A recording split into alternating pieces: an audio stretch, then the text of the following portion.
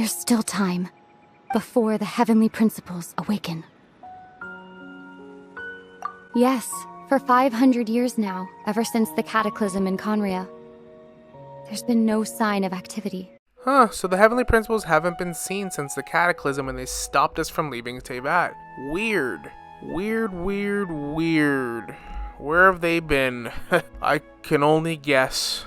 Okay, wow, so that new quest in 4.7, that Dainsleif quest gave us a lot of information, a lot of theories were ruined, and some reinforced. We got a lot of lore, and yet, a lot of people have mixed feelings about this quest because of how it was executed, like the Abyss Sibling and Dainsleif's fight. They kind of just didn't show it, but we're going to be breaking down everything in this video. I want to elaborate on individual topics in later videos because there's a lot to go over. But I also understand why Hoyoverse did it the way they did. Starting with the fight that they cut short, I think Dainsleif and the Abyss Sibling are clearly not going to use elements that we're very familiar with. So I think the game didn't want to spoil that too early. It seems like a bit of a cop-out, but I can understand it. Plus we know we got a Khaenri'ah chapter, a Celestia chapter, we got all these things and they still need to keep some mystery and some stuff for now. And kind of an underrated detail, but Teyvat is confirmed now a planet. That might not seem like a big deal, but I always kind of wondered if it was an official planet inside a big solar system or universe, and it seems like it is, rather than a simulation or bubble universe or something that we always thought it might be. The Loom of Fate, see, this is one theory I've been preaching for 2 years now, that Irminsul is like a giant computer database for the heavenly principles that monitors the history of Teyvat and all living organisms within it, connects everyone neurologic through the ley lines. And the Abyss obviously now want to challenge the heavenly principles. We knew this already, but it's nice to actually physically hear finally. And the heavenly principles were asleep.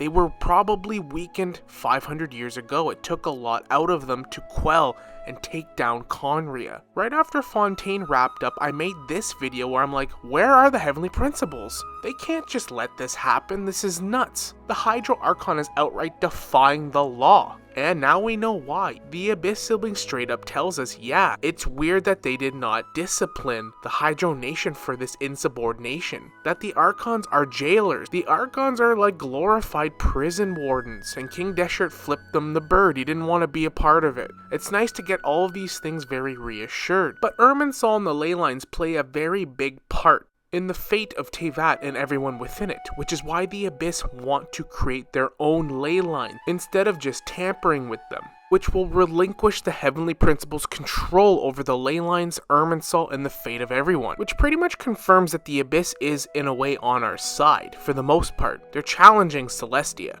and anyone that try and reinforces their will. It seems like with the Loom of Fate, they'll be able to add new ley lines, but they didn't say anything about getting rid of the old ones. Maybe people's fates and paths and destinies still stay on course, but adding new ley lines gives them different possibilities, and that it's not set in stone and not controlled by the heavenly principles. Maybe this gives everyone some sort of freedom and relinquishes that control. It must be. Why else would they do this then? And that would make you think, are the Fatui Harbingers aligned with the Abyss Order? Are they connected?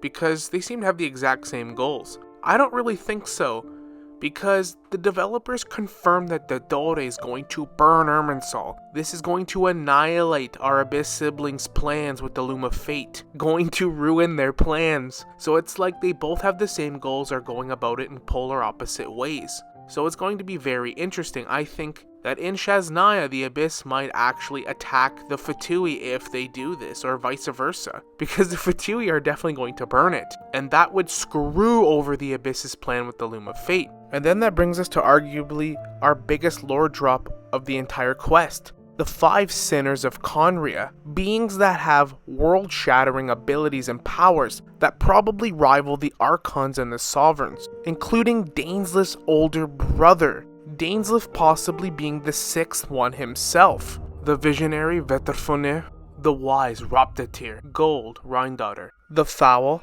Sertalugi, and Rekhir Nosari Renanir. Man, we got so much information because now this gives us another whole new theory about the 6 pygmies.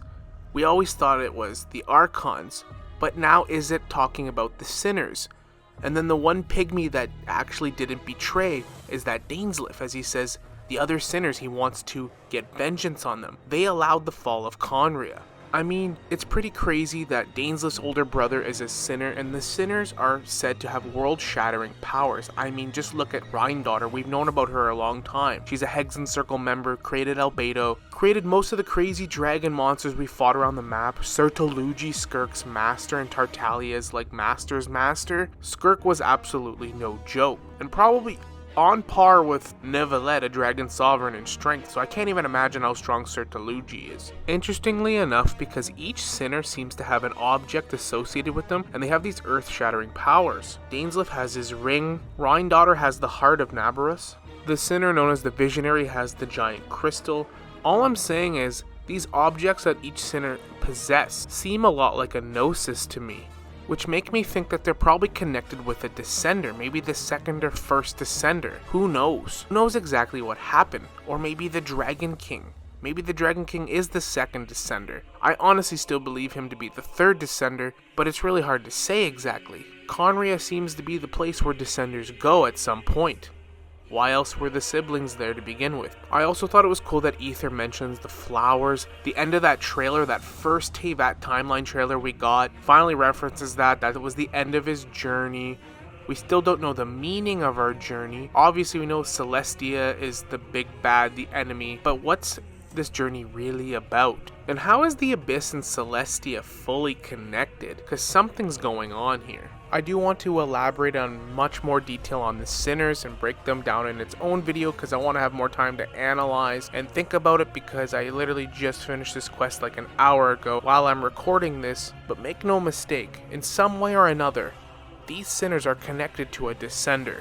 Interestingly enough, as I'm thinking about it, the Fatui are in fact connected to Khaenri'ah in many ways. Tartaglia is like an indirect protege of Sertalugi. Maybe he is training Tartaglia and gearing him up for something big. If these sinners were the great council of the King Irminsul and the people he entrusted to the most, maybe this is what Piero the Jester referred to when he said he tried to warn Khaenri'ah of its great sin and the calamity that would come, but they would not listen.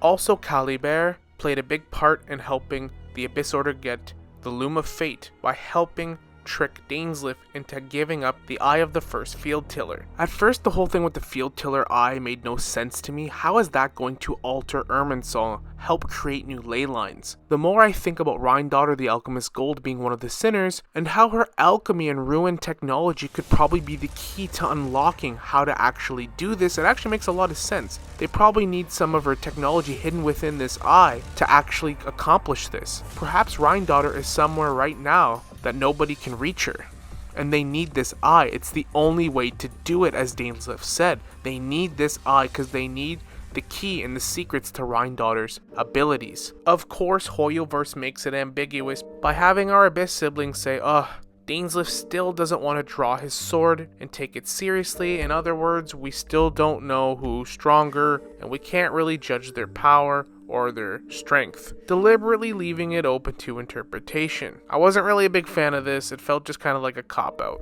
but whatever. Sibling did have a quick little one-liner about them being able to exist in tandem, which makes me think maybe we're living two different parallel worlds side by side, and you can only have one traveler in each timeline that are parallel. I don't know if that's true or not. I got that vibe from that comment that he made. Caliber is literally just a memory separated from his physical body that was able to age while his body died off, and he was literally this dead person but still had a consciousness that was aging, so he took and manifested a form, an adult form for himself based off his father, how he looked and his genetics, and he literally just wanted to live a normal life. The heavenly principles took that from him though. But is the Abyss sibling and all of their anger misguided? I don't by any means think that the heavenly principles is a saint by any means, but if the sinners did really sin and Khaenri'ah unleashed a cataclysmic event in Teyvat that could have destroyed everyone and everything, is it safe to say that the heavenly principles might not have a choice, and that if the heavenly principles was able to be weakened to a point where they're asleep for 500 years, then these sinners are nothing to scoff at, and they're all experts and the greatest in their fields, as Dainsleif says. I do think Dainsleif is also one of these earth-shattering beings as well. Like I said, the 6 pygmies. He is the 6th one, possibly. The one that didn't betray. It's another interesting theory. This story quest definitely debunked some theories but gave us a whole bunch of new ones while also reinforcing some of the ones we had. But that's gonna wrap up this video. I just wanted to touch on this quest. I want to analyze it further and break individual aspects down in their own videos, but let me know your thoughts in the comments. What did you think of this quest? Hope you enjoyed the video. Like and subscribe if you'd like to see more content like this. And as always, we will see you all in the next one. Later.